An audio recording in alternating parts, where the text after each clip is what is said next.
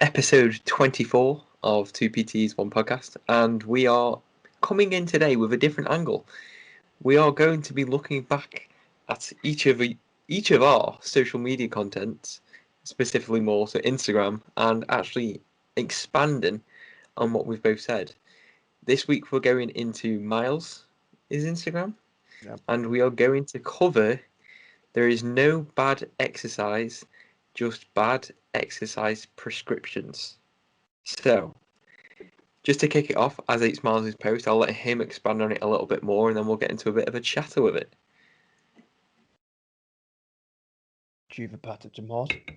Yeah, so the idea of that actual post was that you get a lot of kind of things like exercises like getting a bad reps. I'm going to put it out there, upright shrugs or upright rows, like these bad exercises, and even stuff like, let's say, even crunches and stuff.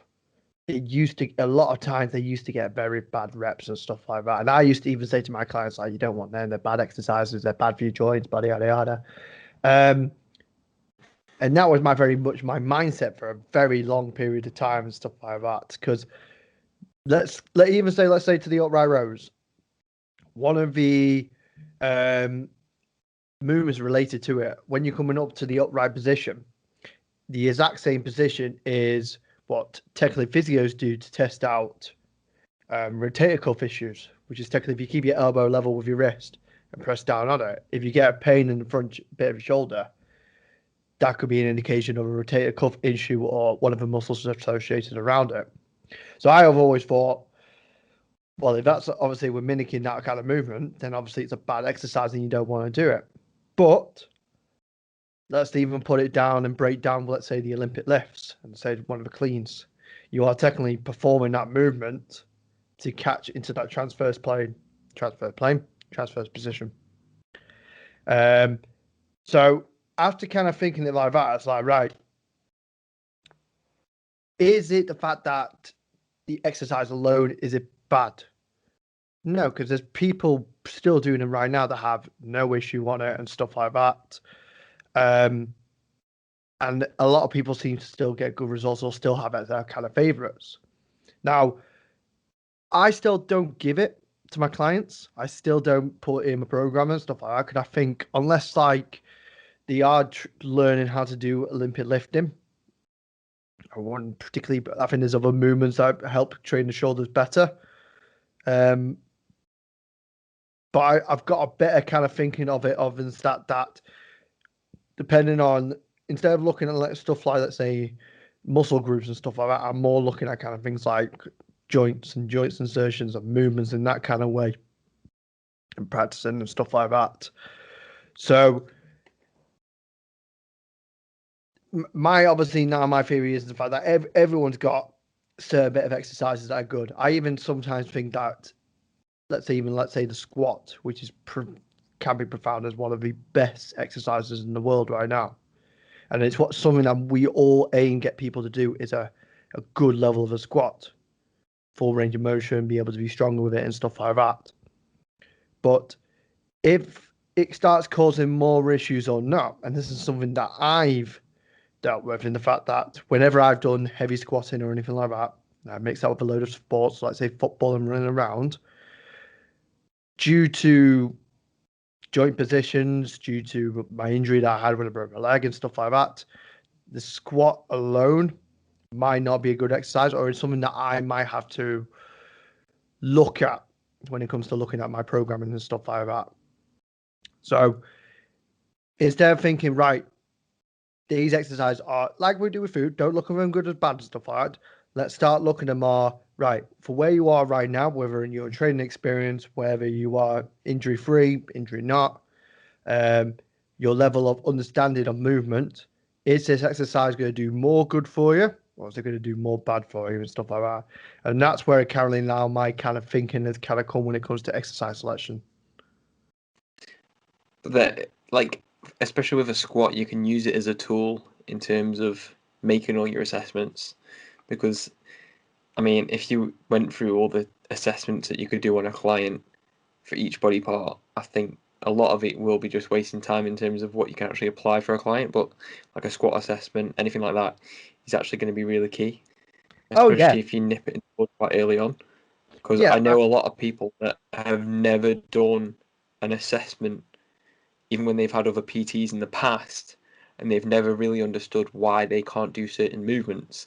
And it's not until you break it down and actually explain why they can't squat, why they aren't as efficient as they can be on a deadlift, because they might not have even gone over a deadlift properly before in the past, that actually hindering their own performance later down the line for the sake of what 10 minutes on the first session could be and 5 minutes a day for like a couple of weeks whilst you try and fix the issue. Obviously, some issues are going to take longer, but then if you don't understand it in the first place, you're never going to get to the point where you're actually progressing to a really high standard and quality. Yeah, well, that's it. Yeah, like I said before, we all, as personal trainers and coaches, we are trying to get our clients to be able to do movements like the squat, a full complex movement like squat, hinging, and all that, like the 7 movements we've talked about in previous podcasts, all efficiently, all with no pain, and performing quite well under load. I'm not taking that away from it at all and stuff like that. That's the premise of what we're trying to do. And you're 100% right. It's something that, as from an assessment standpoint, it's very key because there's a lot of joints. It's a multi-joint complex. So looking at someone doing a squat and all that, there's a lot of things playing about. It's like, right, have they got the hip mobility? Have they got ankle mobility? Have they got shoulders ability, stability to keep it an upright position? And they got strength in the upper back. There's a lot you can look at when it comes to squatting and stuff like that. But the premise that I was saying in the fact that obviously there are so many people with different length levers, different bone length, different joint complex. If you look at the hip, like everyone will have a different hip socket that the femur goes into. It's all different. So everyone's got a completely dangerous range. People that might have longer torsos might be beneficial to things like different movements and stuff like that. People with maybe an even length of torsos to forget bones now, thigh bones and stuff like that might be more beneficial to things like deadlifts and stuff like that. So it's looking at things like that, and again looking at the pros and cons of each exercise and stuff like that. Like when I say that, again, let's take it away. You want to aim for a good squat. You want to aim to be able to perform them movements and stuff like that. But I notice that whenever let's say for example, I use myself, if I do load of heavy squat at 100% of the time, there's occurrence of pain that happens within my hip flexors that might be down to my joint issues and stuff like that. It might be down to leverages I have, tendons, muscles, and all that. So I might have to move away from a squat for a previous amount of time and maybe try doing something more unilateral, whether that's split squats. It could be stuff like a 3-point squat, any kind of thing where I'm trying to strengthen up individual joint sockets and stuff like that. Yeah, I was going to say, I think going back to the last episode when we were about social media, I think everyone just wants the glamorous work and the glamorous workouts, like, and they don't want to do the nitty gritty stuff that's going to be boring. It's going to take time, but that's what's going to benefit long term. I even put a video out on my client page about hips, and it's quite funny on how people, if they don't look at it and don't understand it fully, how it affects so much more of their actual training by even just the smallest differences, even to everyday life, not just doing a squat. So understanding the boring shit is going to be what makes it good in the long term is really overshadowed. And just because you hire a personal trainer, it doesn't mean they're going to come in and fix you straight away. It's not just a one-time fix. It's something you need to implement over time. And if they're giving you an exercise to do, it's for a reason. It's not just to be like, oh yeah, this looks great. I mean, if they're doing exercises and workouts for you just to make it look great, that ain't the way forward. I do apologise. But Message. Message. it's just one of them really freaking annoying things where, yes, if you're a power lifter and all you're doing is bench. Put that button silent. You're doing just bench, just squat, just deadlift, and that's all you ever see on Instagram from powerlifters. You're not actually seeing all the other work that they're doing. And the same will go to everything in terms of like Miles' side of things, in terms of the performance aspects, the muscle building kind of things, and everything will have a purpose and everything has a tempo, a rep range, a rest period. And it's not just to make it look fancy on paper, it's to make a practical application to benefiting you and aiding everything in terms of performance later down the line. Yeah. And that's it now. Like, I think my hit on the head now, especially with Instagram, we are starting to see everyone seem to. It's funny. Like, we want when we're looking at exercises, we're trying to get the best bang for our bucks. That's why we do compound movements. Yeah. And we're trying to multitudes of things. Now, obviously, when it comes to powerlifting, like them movements that obviously Mike spoke about, is you could argue in the fact that because that's all they really do. Well, not just all they do, but they also do other things like carries, strip press, and stuff like that. That they're going to do more of that stuff because it relates to the sport that they're doing. But if you're an average Joe and you're looking for general life and stuff like that, there's going to be a couple of things you're going to have. Obviously, want to have a look at. One, you're going to have to, let's look at the most basic level. You're going to do the things that are going to make you like happy and confident. So if it's something like getting yourself bigger biceps and stuff like that, go ahead. Like, it's like I can't remember what I read it from and stuff like that, but it was something like if your coach stops you from doing bicep curls because it doesn't relate to your sport, then he doesn't understand the word of confidence. And it springs very true in the fact that if you've got a bigger set of arms, not naturally is that going to carry over to your sport, but it's going to make you a lot more confident, which particularly plays into the sport.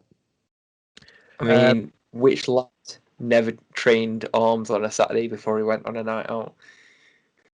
I've definitely not done that. Not I one haven't either. single bit. No, me, never. Yeah. Anyway. Same. Anyway. But also as well, you're going to be most time when people are going in there, they're obviously looking for stuff that's going to be pain reducing. So they're going to do stuff that's going to make them move well. And then obviously, if they're training right, they're going to do things that obviously is going to function well and stuff like that. Because obviously, if let's say their goal is to like play around with their kids and stuff like that, or be able to pick them up, throw a ball about, play around, play football with them and stuff like that, they're not really going to be fussed of the general kind of exercises like isolations and stuff like that. They're going to be trying to see most people are not. Are going to try to be there to get a job done and go stuff like that. I don't know whether you agree with that one. It depends on people to people. Yeah, I was going to say it's very hard to generalize because, like, I have clients that I could call an average Joe, but then the application of how it works into their lifestyle and their hobbies as a whole can be very, very different. You could have like someone that doesn't play football properly, but then they still want to play. So obviously they still want to improve performance. I might have someone that does a lot of moving equipment at, like, say, a job, and obviously that's still going to be an application. So I can't tarnish everyone with the same brush. And if the same workout is being applied to like 5 clients in a row from one trainer, is that really going to benefit to anyone? Yes, it's like putting freaking. I'll think of an analogy whilst you talk about your point. Yeah, I agree in the fact that we we've got the same kind of muscular skeleton. We've got the basic things like anatomy and stuff like that, biology, but the implications can be somewhat similar, but they do depend on different to different. But the principles generally stay the same within each client and stuff like that. It just, you need to just tweak and teak about them. But when it comes to exercising and stuff like that, if you were to, let's say you're generally trying to design like a program or something like that, you want, first of all, to get the best bang for your buck. So that's where you things like your compound movements and general like that. It's not going to come into it. And then weaker points, or the things that you want to work on the more, they're going to be probably your isolation kind of movements and stuff like that. And then anything around there could be just fancy work and stuff like that. But I've kind of, when I first started like PTing and stuff like that, the exercise selections I used to very much picked up were very much like, right, chest day, shoulders day, back day, blah, blah, blah. And the more I've kind of got myself into it, the more I go, right, no, let's work on, right, hip joint movement, shoulder joint movement. Can we make them stronger? Can we make them move more and stuff like that? Especially when we're trying to make sure that movement is the application. This is the thing that we're trying to get people to do. It's to move better, move but stronger and stuff like that. And that can be translated all the way down to people who just, again, average people who just want to just live better, and even all the way to where you got athletes performing their best kind of thing. Because if you got better posture alignment, if you got better range of motion with your joints, better stability within your joints and stuff like that, your muscles are going to work a hell of a lot better. They're going to be able to apply force a hell of a lot better, and therefore you're going to be able to move and be able to be stronger within them kind of movements. I was going to say, I did think then, because it's not only the application of what you set as an exercise, but it's how you like conduct the exercise itself. So like everything in terms of a row is like, I could come to you and say, okay, name me a variation of a row, and then name me another 5. So just putting a row down on paper is one thing, then saying, oh, okay, you got a lat pull down, I'll go in wide grip, short grip, neutral. Like everything can be changed and everything can be adapted to be more beneficial or not beneficial to a client. So obviously I've had more education on the bodybuilding kind of route from like trainers at the gym, from like Zach, and obviously I've learned more in terms of like the arm path of like, say, your elbow is going to be a big indicator, but then it's like to what extent do you go down that road with a client and try and explain it. Oh my god, why am I so popular today? There's my phone as well. But yeah, it's the application with detail can be a bit of a difference when it comes to specific people. And I think the application of that in terms of just putting it down on paper and just saying, oh yeah, a row. And it's like high row, low row. What grip? What like range are we going within? Like, are we aiming for a specific target? Can we actually reach the target of the range of motion with how we've got the equipment set up? Are we stable? Do we not want to be stable? Yeah. But that fundamentally, all that first of all comes from that, like we're saying, that initial assessment on that point of, right, we're getting someone right in front of us. Where are they at the moment? What's their current level of understanding? Can we, first of all, coach them within there in a moment? Is it something where it's a pattern? So nothing, something like, not generally something that kind of is limited through joints and my muscular schedule, but something like a pattern where they just try to teach something completely a bit different. And then from there, based off what we've seen and stuff like that, what's our plan from going from, right, let's get that to be able to move ball, let's be able to stable it a lot more and stuff like that. I think, again, generally when it comes to picking exercises and stuff like that, even if you're not someone who's got, let's say, a personal trainer and stuff like that, or someone looking at your stuff, I think it's very key for the fact that you should look at yourself. And it's like, right, could I hear a lot of things like things like, oh, it's my core that's weak, that's like why I'm like this. It's like, It's not like a lot of it. Let's say, for example, like a hinge movement. Yes, you want a brace. We're going to be obviously filling air for the core and stuff like that. But most of the times, are not. Most alignments and kind of misplaced will come from the pelvis. Most if you obviously whether you're tilting out, whether that's posterior, so tucking it under, and anterior posting it, tilting it under, that's going to obviously manipulate the spine, and that's what's going to move most things about and stuff like that. I mean, let's say for example, again, I've gone back to hinging and stuff like that.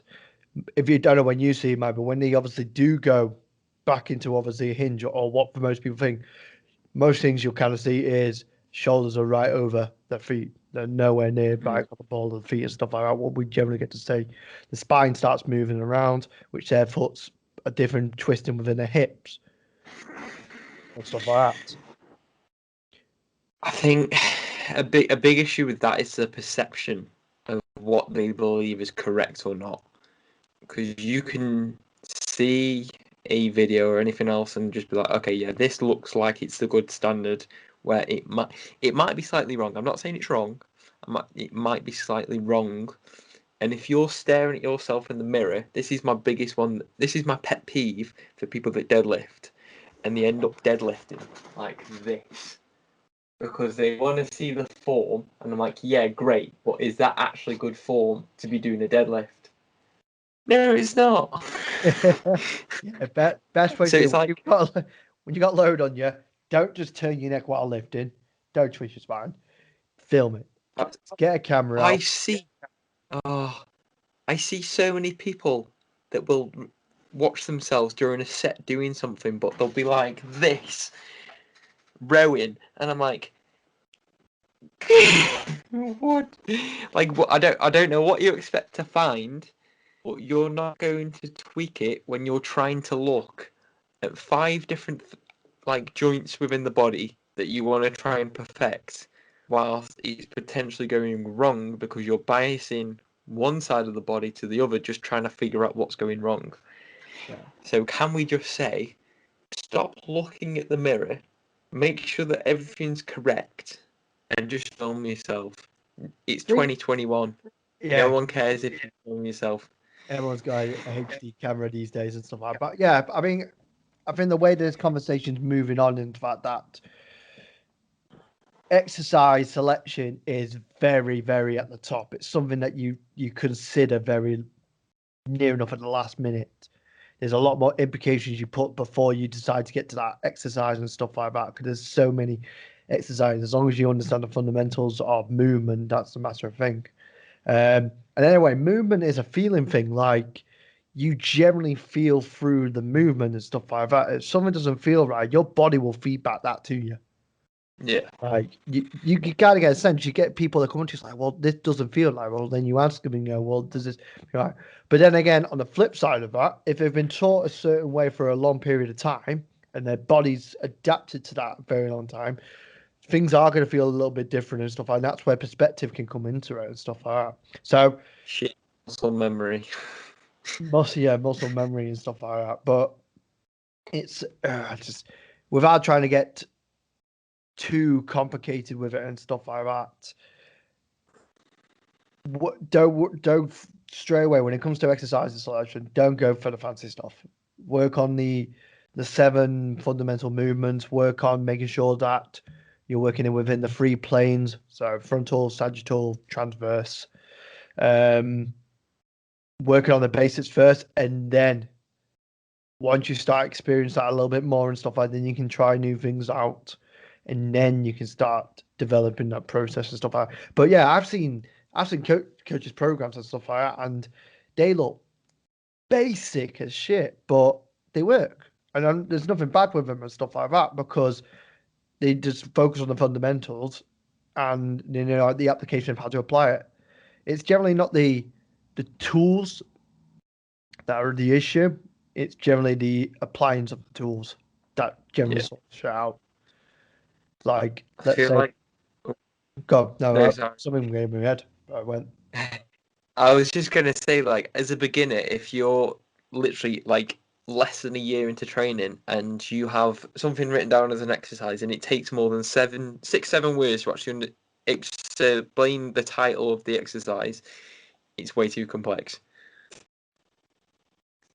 You shouldn't be overcomplicating something that doesn't need to be overcomplicated. Obviously, you can still have an explanation of the exercise, but if you're looking at a reverse lunging, rotating, stabilizing Romanian reverse lunge bullshit, whatever, I don't know, I've just made up a load of words. Like, how much have you got to think about at that time to be like, what am I doing right? What am I doing wrong? Oh my God, I'm overthinking this and I've just nearly snapped my ankle off doing something wrong. Or could you just say split squat? Yeah. And just concentrate on everything being right, everything being in the right direction, making sure it's pain free. If it is painful, look at where it's painful, say your knee. Make mini assessments. I've gone through having Osgood-Schlatter's disease as a kid, and I was a runner, and it hurt me so much, and I just did not know what to do with it because at that point they just said, "Oh, it's just growing pains." What are you meant to do with growing pains? So it's like I'm now an Oh, fucking adult. hell, growing pains. I used to hate that shit. Oh man, that used to What keep is me up it? at Growing night. pains? I hated growing pains. It's a shame it didn't do that much for me, eh? This, but that was like when I was like I was just doing cross country. I used to be a long distance runner. I hate it now, but at that point I was like, I kind of don't need this pain right now. I need to like figure out what to do. And they just didn't say anything. They just said, "Oh, it'll go away when you get older." But Yeah. now I've got knee pain. I've had knee pain in the like past couple of years, and I've understood it now a bit more, and I understand how to actually give myself exercises to get around it. And I've had shoulder pain before. What's the cause of that? Oh, I did shoulders on a Monday and chest on a Tuesday. Oh, that's why. And I have done that. I have gone through that phase, and I've just been like walking into the gym, being like, "Oh, what do I want to do today? Oh, it's pain central day." Oh, you know, literally, if someone comes up to me and they go like, I say I'll put my hands up and be fault of this as well. If I got pain somewhere, beating down and doing more of it isn't going to make it go away. It's more likely going to irritate the fuck out of it.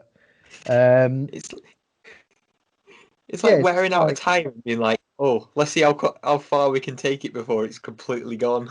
before it snaps off. Oops, too late. But yeah, that's like, and the thing is as well, your perspective on exercise and selections you're going to have now and then is going to change. There's sometimes where you're going to be focused on certain movements, and then you might have to come away from that and do something else. I'm going to say an example when, let's say, I broke my leg. Like, there's well, definitely when I had one leg broken, there was no way I was going to be doing deadlift and squatting for a long time. I think I was able to start doing stuff like that. I think it was a year, maybe just a little bit less before I started doing stuff like that.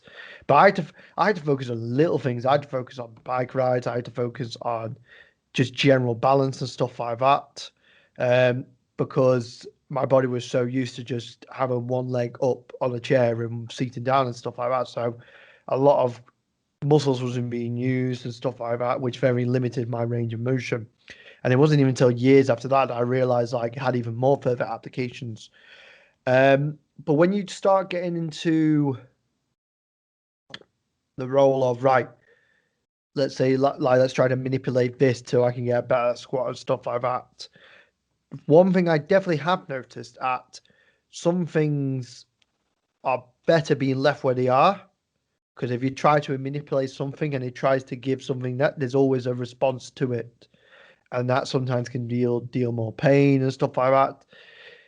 So you always gotta beg the question of right, is this gonna be more beneficial to me? Is this not? Um Yeah, but again it's we have to go off topic to come back into topic and stuff like that. But the fun down of it is no, not every exercise is good for you. No, not every exercise is bad for you. It's all a matter of time and place and understanding where you're at and whether this is going to be good for you or whether it's going to be less good for you. yeah. Everything is but a tool, and but a lesson, and there is no such thing as failing. There is only learning.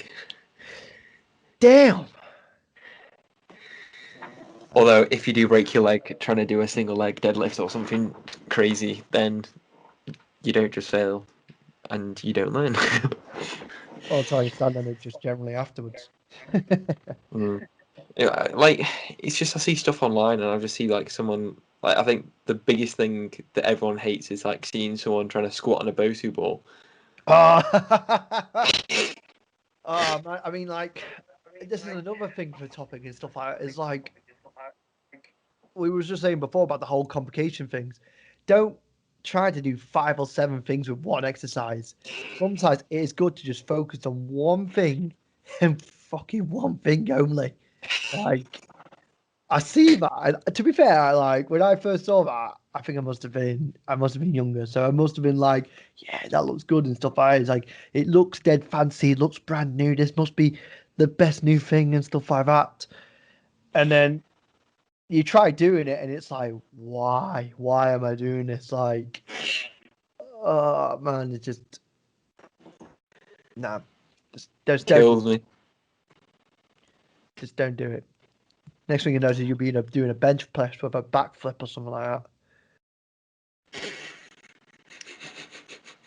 But yeah, that's the way things are going with exercise selection at the moment. Is you do see the very opposite of that, where people are trying to get from studies and get from that and trying to make an exercise that seems very fancy on the front, but it just doesn't need to go that far. And sometimes it's being smart enough to go right. Let's bring it down a bit and stuff like that, and just go right. I don't need to do all these things. I just need to focus on few elements of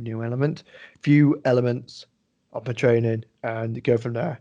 Because if you start spinning 5 or 6 different plates, one of them places definitely going to smash.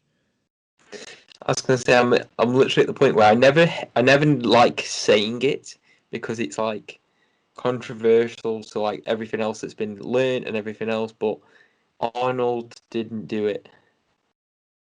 Arnold didn't do freaking squat curls Yeah, and but also Arnold whatever. Schwarzenegger was also taking the big T as well. Right. Yes, So but it's like you can't look at stuff with one thing and be like, yes, great, he didn't do all these fancy exercises, he didn't do it as efficiently, da da da da da. And it's like saying earlier about breaking each exercise down into actually how you can apply it to be more effective for you.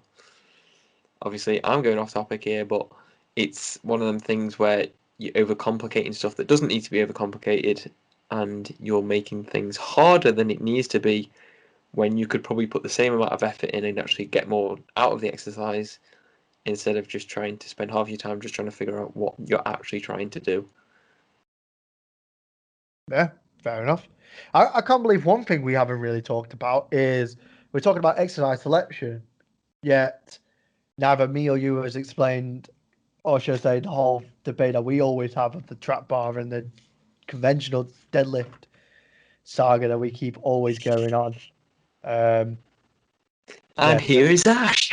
I can already hear his voice trembling in my head. But no, for people who don't know, we always can make a common joke in the fact that I'm always constantly on the trap bar where everyone else seems to be just doing conventionals, and the trap bar has no place at all for any gyms whatsoever where I stand for the trap bar people. Um, If I had a trap bar at my gym, I actually would be trap bar deadlifting. That's the funniest thing. yeah. Well, For I as just much as think Ash that saying it. I think everyone should be able to aim for a good conventional deadlift. Again, principal movement, hip hinge, all that kind of stuff. But the main reason why I do a trap bar is the fact that it just has a better return and transfer into the sport that I obviously do. It mimics my position a lot more. So Yeah. from my standpoint, it looks good. But from obviously a lot of people and a lot of bodybuilders' standpoint, it makes me look Oh like a no. right. The line of pull is closer to your body. Is generally a lot more comfier in terms of actually pulling the bar. Yeah. And I you feel just generally a lot safer because you're not putting as much stress through your lower back. It goes more through your quads instead of your hamstrings. Yeah. But obviously, going back, it's like the social media thing we were saying before. Oh, it doesn't look good on social media, so I'm going to do a conventional. Yeah. But then again, I just get, that's the inspin. The inspin. That's the I forgot the word I was going to bloody say now. Yeah, that's the reasoning behind it. I can't believe it took me that long just to think about the word. So yeah, English is going right out the window at the moment today. But yeah, just again, that's the kind of thing. Just because someone else is doing something and you're doing another thing, doesn't mean that you're right, and that doesn't mean they're right, and vice versa. It's just about making sure whatever you're doing, pain free, benefiting you in any kind of performance type of thing or movement, whatever you want to say. And you're comfortable doing it. Simple as. Um, but yeah, I think without spreading this out too much, I think that's generally a good way to end it. What do you think?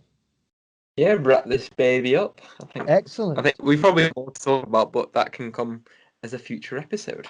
We could do. But yeah, but I think without going too much far from the point, and going on little tangents now and then, as we always do, it's a good place to end things.